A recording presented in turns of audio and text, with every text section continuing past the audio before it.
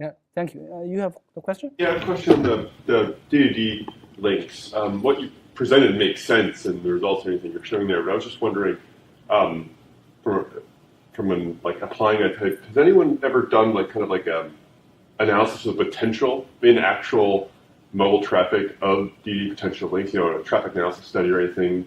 So you mean traffic analysis to yeah, show you know what I mean? Like what you showed results in what you're showing makes sense, but like in an actual deployed network, what's the potential for device links actually out there?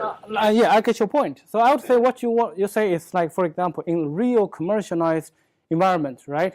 So I would say this one for this D2D is a platform, right? So on top of this, it enables this so-called proximity services, right? So based on this, indeed, we are able to generate tons of other applications. Those can be called these ecosystems, right?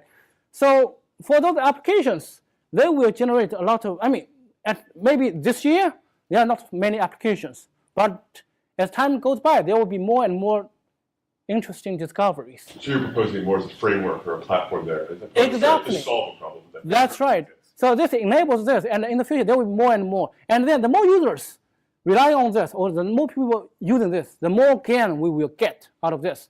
So I would say here we say, yes, it's 10 times frequent reuse, free. You don't need to pay anything, but the future is bright. Yeah, that's the idea.